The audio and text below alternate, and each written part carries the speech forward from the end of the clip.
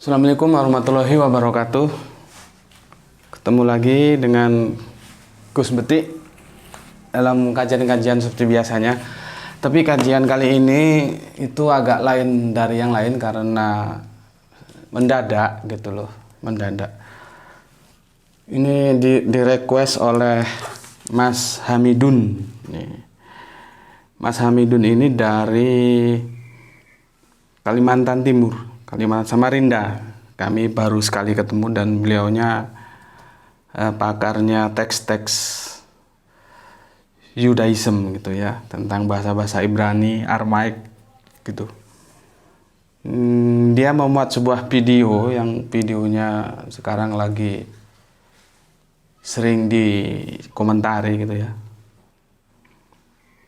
Ini dia bilang, ditunggu videonya Romo menanggapi nih video. Nah, ini dia Mas Hamidun ya. Artinya dia merequest aku untuk menanggapi video yang akan kita tanggapi begitu loh. Mas Hamidun gitu, oke. Terus enaknya kita kasih judul apa ini? Apa? Kajian hari ini. Aku tadi berpikir apa enaknya judulnya gitu. Oke, setelah aku berpikir gini aja. Videonya nggak usah aku ceritakan, nanti kamu tahu sendiri kemana arahnya ini gitu.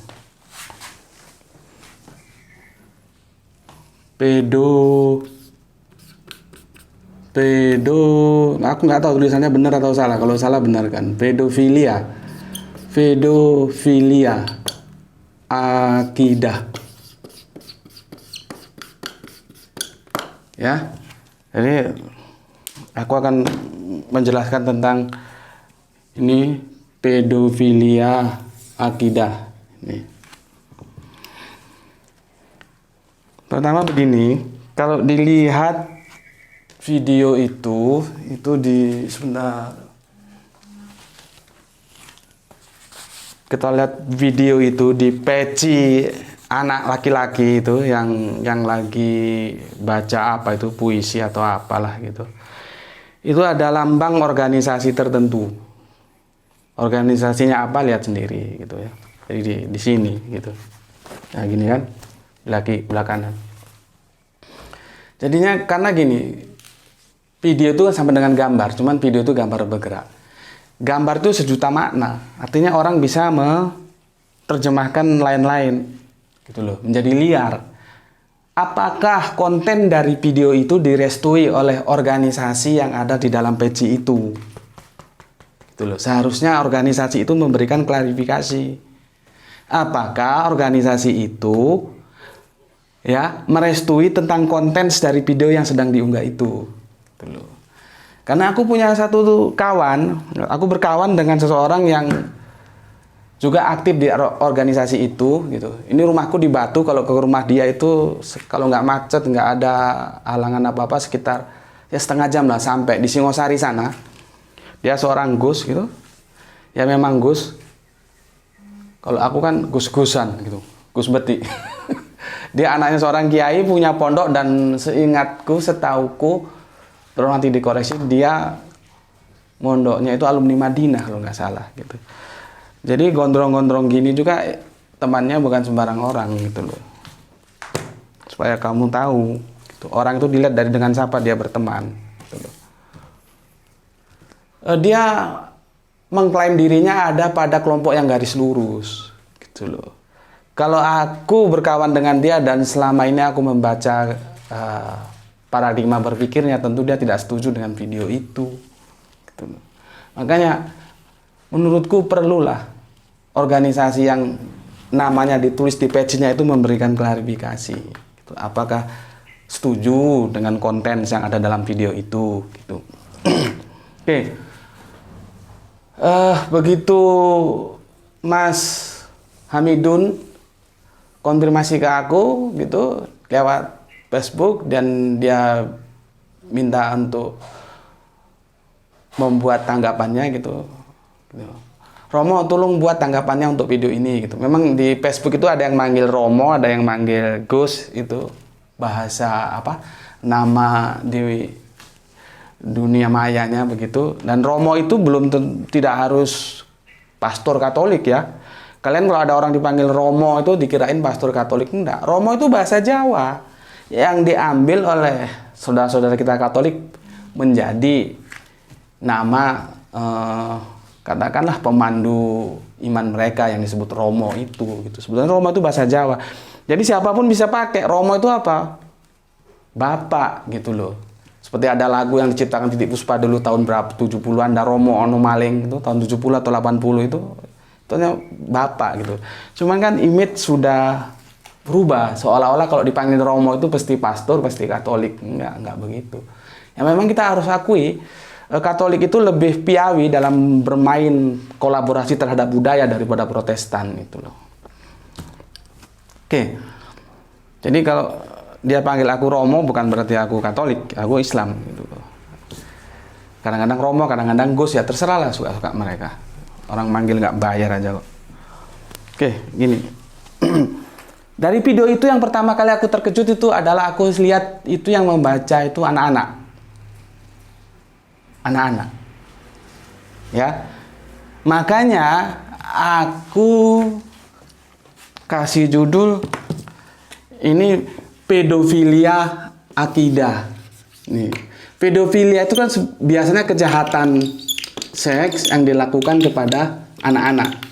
Kan begitu. Tulisannya Inggris. Kamu harus perhatikan supaya bisa kamu baca. Jadi, tapi karena ini masalah akidah, maka aku kasih judul pedofilia akidah. Sasarannya anak-anak. Makanya disebut pedofilia akidah. Kenapa sekarang yang disasar anak-anak? Aku rawuh, aku nggak tahu. Apakah proyek liberalisasi itu sudah nggak laku di kalangan dewasa sehingga menyasar ke anak-anak? Atau nggak tahu. Perlu pengkajian yang khusus tentang itu, gitu loh. Kan bisa saja karena di pasar orang-orang dewasa sudah nggak laku, dia menyasar yang anak-anak. Karena liberalisme ini berbahaya sekali gitu loh. Sesungguhnya liberalisme itu musuh dari semua agama gitu loh. Bukan hanya musuh agama Islam, enggak. Karena semua agama itu secara nalar rasional harus mengklaim kebenaran tunggalnya. Tetapi dia juga harus menghormati kebenaran yang diklaim dengan orang lain. Itu yang benar, bukan semua dijadikan terus sama. Enggak bisa begitu. Nah, dalam video ini, ya, anak-anak itu disuruh membacakan itu peristiwa tentang penyaliban. Ada sebuah narasi yang mengerikan ketika dia bilang aku tidak peduli kepada teolog atau apa-apa bla bla bla bla gitulah ya. Artinya dia tidak mengacukan siapa yang disalib itu tidak diacukan gitu. Itu berbahaya. Gitu loh. Itu berbahaya. Meskipun orang-orang Kristen juga harus tahu nih kalian. Sebetulnya surat An-Nisa itu dari 157 ke 158 itu adalah perdebatan bilateral antara Islam dan Yahudi. Nggak ada hubungannya dengan Kristen. Nggak ada hubungannya. Itu Al-Quran, kitab sucinya orang Islam membantah kesombongan Yahudi. You tidak salib Isa. Gitu loh. Jadi Al-Quran membela. Itu bentuk penghormatan Islam dalam Al-Quran untuk mengagungkan Kanjeng Nabi Isa. Gitu loh. Karena apa? Al-Quran menjelaskan bahwa seorang Nabi yang utusan yang mulia, dia harus mati secara mulia. Bukan mati konyol seperti itu. Gitu. Tetapi kenapa harus mati konyol? Dan itu harus didukung, harus pokoknya Yesus harus mati konyol. Itu nanti hubungannya dengan teologi salib yang disusun oleh Paulus. Yang nanti kalau ada waktu aku jelaskan. Gitu loh. Aku mau menjelaskan ini dulu. Akidah. Anak-anak itu bahaya, Pak. Bahaya. Mbak, bahaya Mas. Bahaya Bu. Karena apa? Anak-anak itu masa depan kita. Kalau sudah dari kecil dia dirusak, maka kesananya dia akan rusak. Gitu loh. Cuma kan yang jadi masalah ini takmir masjid ini yang punya pondok ini supaya gebleknya itu sedikit dikurangi lah ya. Saya tanya, ada berapa kali kajian, gini aja lah, ada nggak kajian kristologi yang digelar di masjid Anda gitu? Ada nggak? Ada nggak kajian kristologi yang digelar secara rutin di masjid Anda? Itu jawab dulu, supaya gobloknya itu hilang. Gitu loh. Kalau ada, porsinya itu durasinya berapa waktu? Seminggu sekali kayak? Sebulan sekali kayak? Berapa? Gitu loh. Terus seimbang enggak dengan kajian-kajian Islam? Gitu loh. Seimbang enggak? Berapa persen? Gitu loh. Jadi maksudku begini. Kanjeng Nabi Muhammad itu pertama kali dakwah itu dia berbicara akidah, bukan berbicara bagaimana sholat khusyuk. Enggak. Dia harus bertarung dengan Arab pagan itu dalam sisi akidah. Dan Arab pagan juga kan bingung, yang selama ini dia nyembah 360 patung, tiba-tiba suruh hanya menyembah kepada satu Allah saja, kan bingung dia. Gitu loh. Pertarungannya di akidah, gitu loh. Jadi artinya kita sebagai orang Islam, kita harus belajar agama Islam kita itu, tetapi kita juga harus belajar agama-agama orang lain yang itu menjadi sebuah, katakanlah, perisai untuk kita berdialog, gitu loh. Apalagi sekarang dunia informasi ini terbuka, anak-anak kita sekarang punya handphone, dia bisa buka apa saja yang ada di sana. Bagaimana kalau dia tiba-tiba nonton video itu dan dia tidak dilengkapi dengan comparative religion?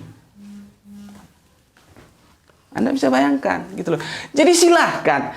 Sebuah keharusan memang kita harus belajar agama-agama. Semua aturan-aturan agama yang dalam perspektif Islam murni, agama kita. Juga jangan Anda lupakan bahwa comparative religion, ilmu perbandingan agama itu juga perlu, gitu loh. Ya kalaupun tidak bisa 50-50 di masjid Anda ini, di pondok Anda ini, undang kristolog untuk ngisi di sana, ya.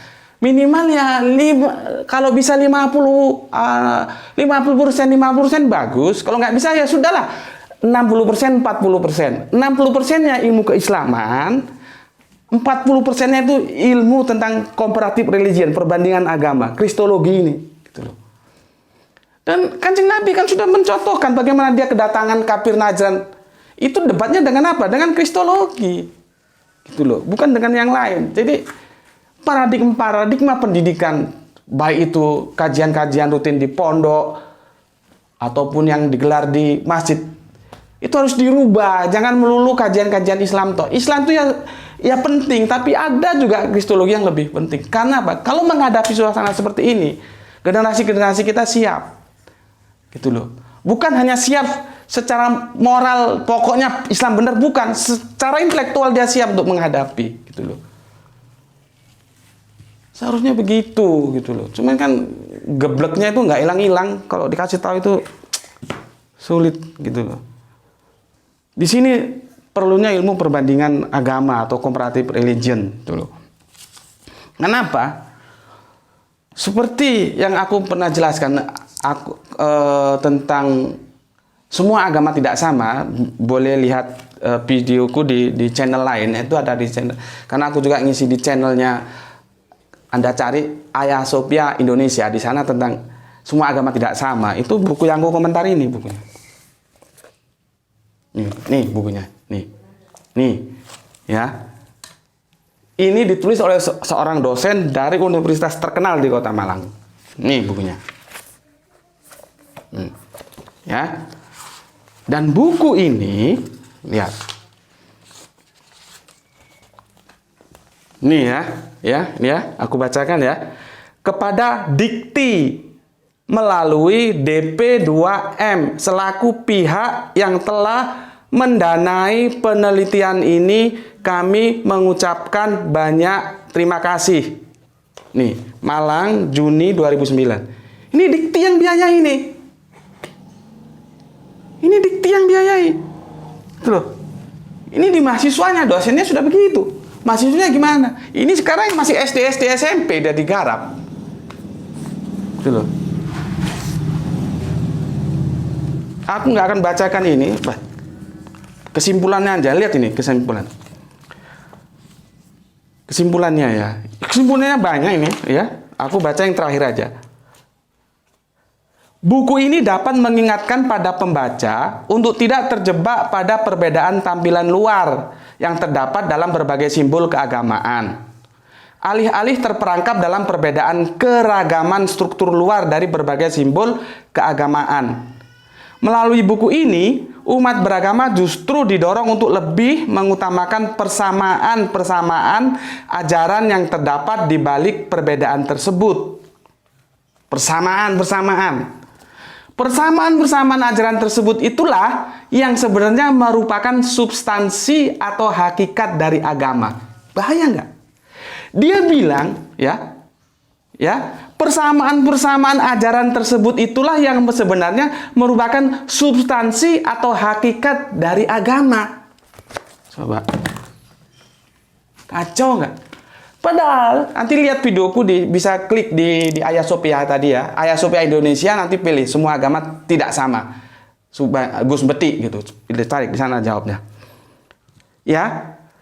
Agama itu terdiri esoterik dan eksoterik. Ada dua bagian gitu loh. Kalau benda ini dua warna, ada hitam ada putih, kita harus katakan bahwa ini warnanya hitam dan putih. Kita tidak boleh menyembunyikan yang hitam lalu kita mengatakan putih, atau tidak boleh kita menyembunyikan yang putih kita katakan hitam. Tidak.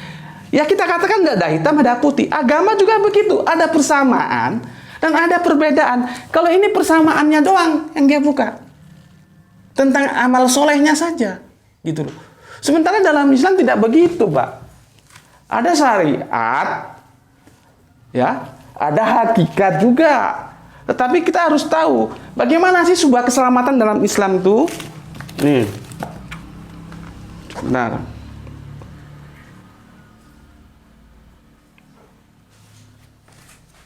Ini ya di Quran ya, surat Al-Baqarah 2 nomornya 82 gitu ya. Kau baca ini, tulisanku jelek, ininya kau lihat, surat 282. Aku baca di sini. Dan orang-orang yang beriman dan beramal soleh, mereka itu penghuni surga. Mereka kekal di dalamnya. Lihat, untuk mencapai surga itu ada iman dan ada amal soleh, gitu loh. Ya, ada iman, ya, ada amal soleh. Ini loh, atau aku tulis di sini supaya kau tahu.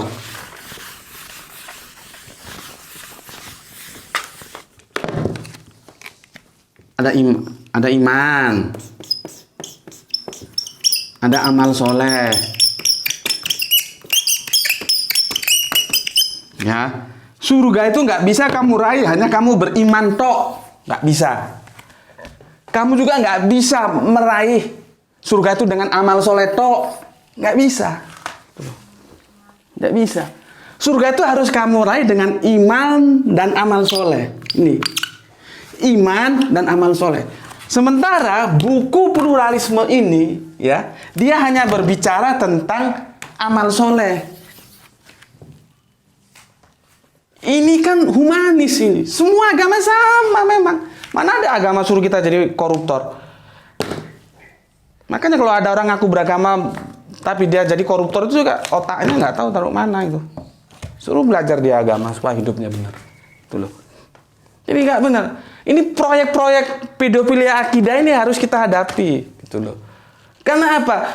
Pernyataan Al-Quran ya bahwa Yesus tidak tersalib itu adalah sebuah pernyataan yang fundamental, gitu loh. Sementara, ya, gini ya, supaya kamu tahu juga.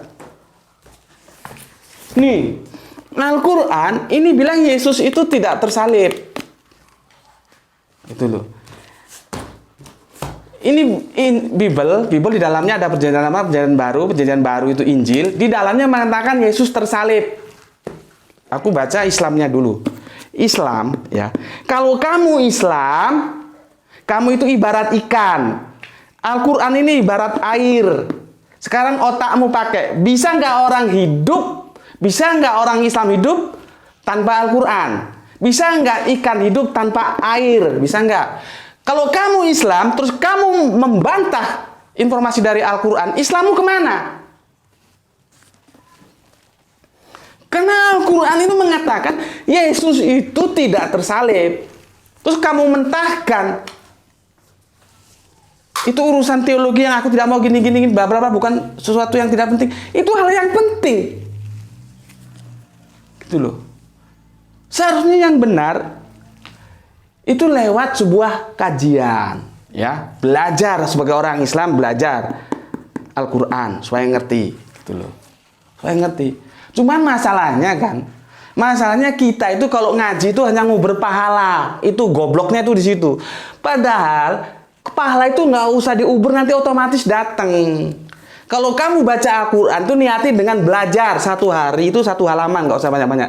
Kalau kamu nggak ngerti artinya, kan sekarang sudah ada terjemahan. Ini terjemahan per kata ini. Ada berapa ini? Ini juga terjemahan. Ada yang per kata, banyak macam Al-Quran di sini. Loh.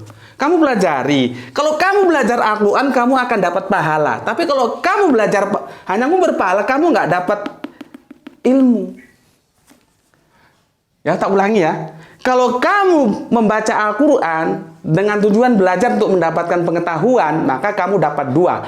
Kamu dapat pengetahuan, kamu dapat pahala. Tapi kalau kamu hanya berpahala, kamu plonga-plongo, nggak tahu pengetahuan apa yang ada di sini. Karena ini penyalipan ini bukan masalah ringan, ini masalah berat. Karena apa? Gini aku ceritakan. Bible dalam Perjanjian Baru, ya, di Injilnya mengatakan tekstual ini bukan penafsiran, bukan. Yesus itu tersalib, gitu. Dan itu didukung oleh Yosefus. Kalau Anda nggak tahu Yosefus, ya tanya sanalah sama yang tahu. Dia seorang sejarawan Romawi. Dan dia menuliskan Yesus itu memang tersalib. Dua sumber mengatakan Yesus tersalib. Biblikal, kitab suci mengatakan Yesus tersalib. Sejarah mengatakan Yesus tersalib. 500 sekian tahun kemudian lewat Al-Quran, Allah mengatakan ketika Allah ingin meruntuhkan kesombongan orang-orang Yahudi, bukan Yesus yang disalib. Gimana? Gimana ini penyelesaiannya? Nggak bisa loh, nggak pakai ilmu. Gitu. Makanya belajar kristologi itu perlu. Karena apa? Supaya kita siap berdialog dengan indah. Gitu loh. Berdialog dengan indah itu adalah berdialog dengan tetap menghormati cara pandang orang lain, keimanan orang lain. Tapi yang benar tetap kita katakan benar, yang salah tetap kita katakan salah. Tapi kita tetap menghormati klaim kebenaran orang lain. Gitu loh. Sekarang bagaimana untuk merukunkan ini? Gitu loh. Bagaimana? Ini bisa rukun? Bisa. Gitu loh. Aku bilang di sini ya, adanya Bible mengatakan Yesus itu yang tersalib, adanya Yosefus dalam catatan sejarah mengatakan Yesus itu yang tersalib, sedangkan Al-Quran mengatakan bukan Nabi Isa atau bukan Yesus itu yang tersalib, itu justru mendukung kebenaran Al-Quran. Catat, mendukung kebenaran Al-Quran.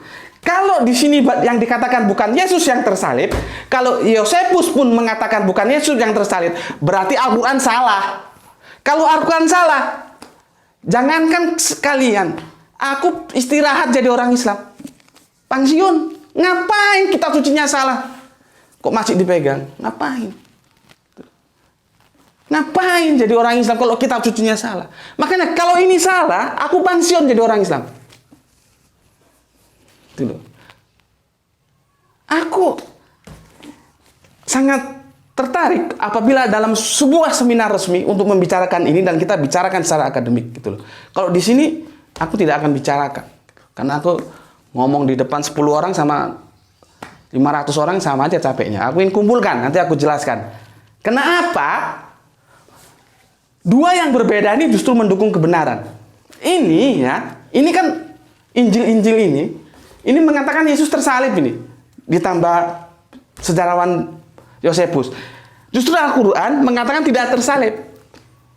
Justru tapi aku membuat sebuah paradigma berpikir, justru pernyataan Injil Yesus tidak tersalib itu mendukung kebenaran Al-Quran. Itu logikanya di mana? Itu yang mahal.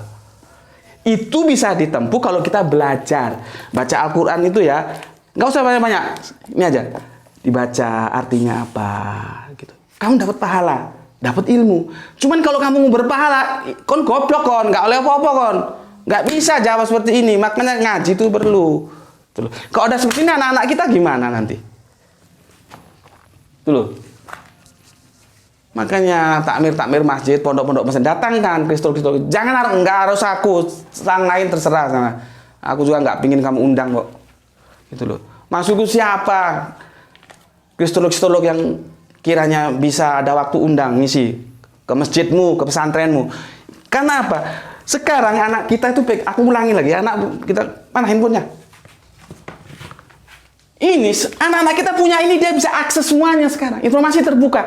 Tiba-tiba dia belum dibekali. Dia lihat video itu. Rusak kamu. Rusak. Bisa bejat ya, nggak tadi dandanan. Gitu. Padahal yang paling mahal dalam hidup ini adalah akidah, yaitu Islam. Nggak ada di toko dijual itu. Ya, gitu. Jadi, apalagi aku mau ngomong. Gini, supaya kamu dapat gambaran sedikit lah. Yang nonton video ini supaya dapat gambaran sedikit.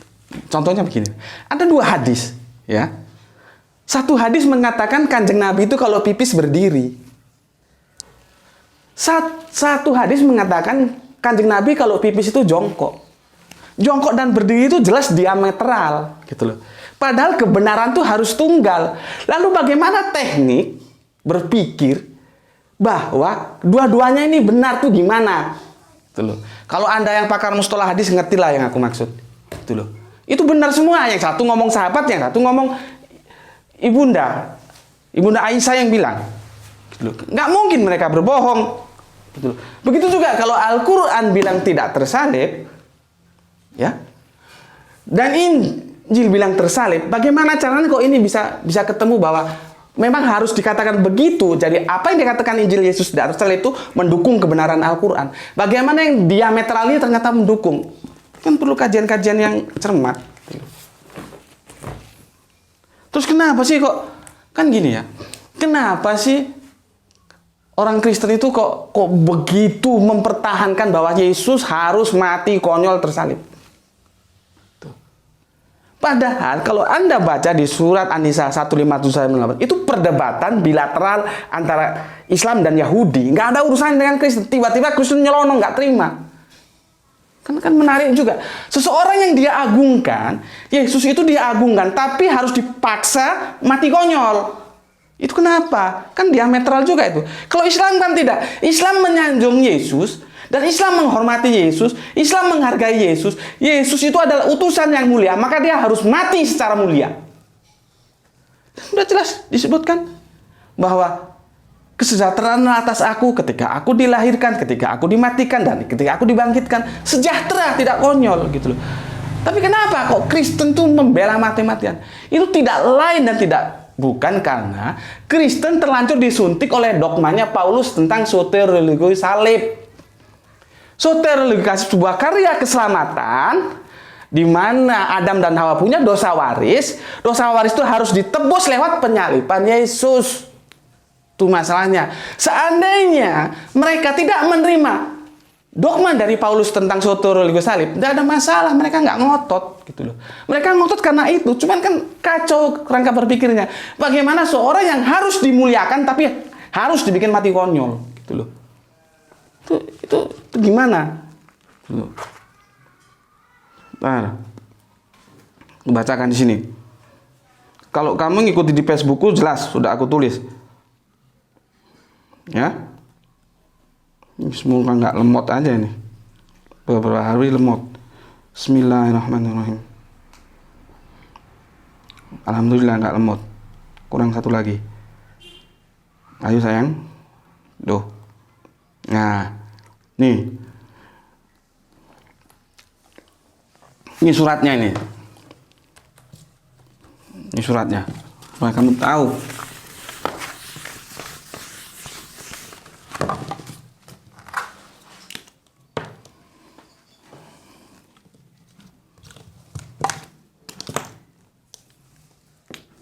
Ini ya, di 1 ya.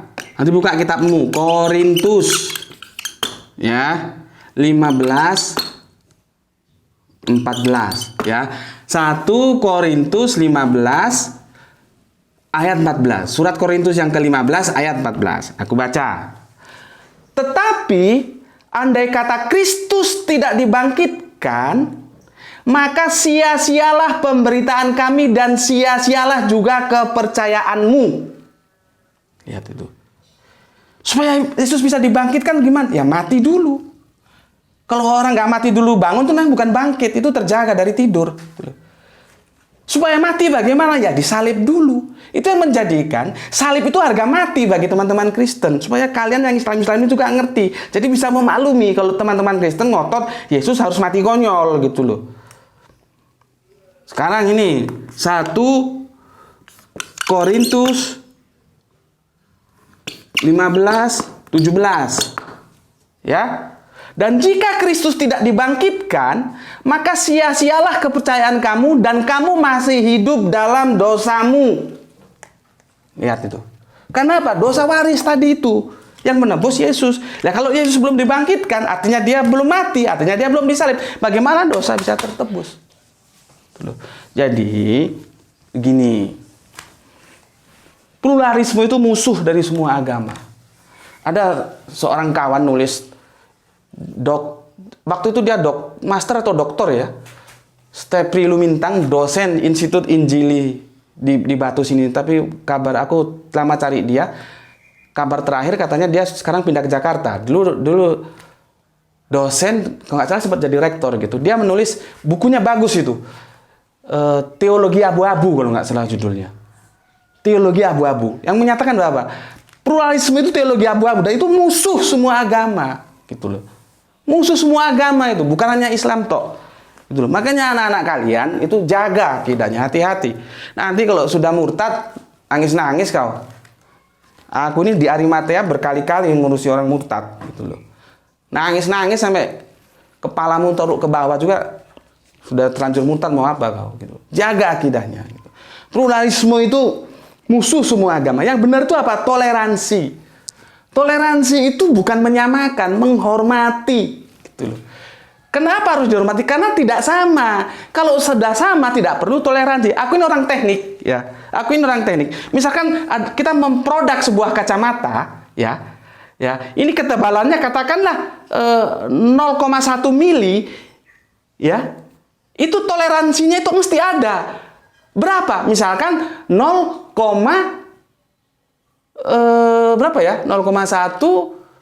kalau 1 mili terlalu anu lah ya, terlalu ini aja 0,1 berapa? 0,1 mili kita kan 0,1 misalkan 0 jadi 0,2 gitu loh. Jadi ada atau 0,1 setengah lah kebanyakan 0,2. Jadi setengah itu toleransinya. Dia boleh tebalnya itu selisihnya setengah bedanya. Kenapa? Produk pabrikan, meskipun dia tidak manual itu kadang-kadang juga ada terjadi kesalahan produk itu ketebalannya itu atau ukurannya tidak sesuai yang diinginkan. Karena ketidaksesuaian itu artinya tidak sama, maka disebutlah ada, kalau di statistik itu ada toleransinya berapa persen. Gitu loh. Jadi toleransi itu untuk mensikapi ketidaksamaan itu gimana caranya? Bukan dengan pluralisme. Kalau pluralisme kan justru menyamakan yang tidak sama, gitu loh.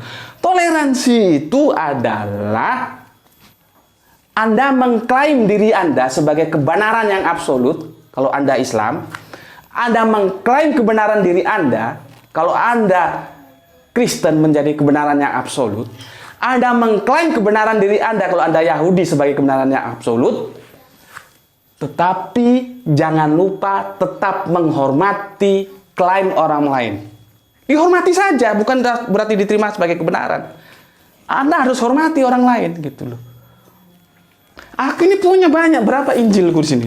1, 2, 3, lagi yang di sana ini, di bawah 4, 5, 6, ada 7, ada 10. Tapi aku tetap letakkan dia secara baik seperti aku meletak. Ini Injil.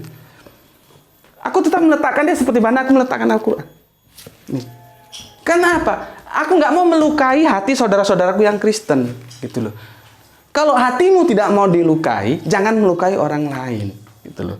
Diskusi-diskusi teologis ini hanya sebatas ruang diskusi. Kita tidak boleh bawa kerana aplikasi ke kehidupan sosial, tidak boleh. Begitu dalam kehidupan sosial ya sudah kita saling menghormati, gitu loh. Jadi itu lagi pesanku, hati-hati Pak terhadap anak-anak kita yang sudah ada pedofilia akidah, ya. Semua agama tidak sama, gitu loh. Semua agama itu berbeda, gitu loh. Ajari mereka tentang perbedaan, baru nanti ajari bagaimana mereka harus menghormati perbedaan itu, bukan dengan cara merusak akidah seperti ini, gitu. Ya, itu dari aku. Assalamualaikum warahmatullahi wabarakatuh.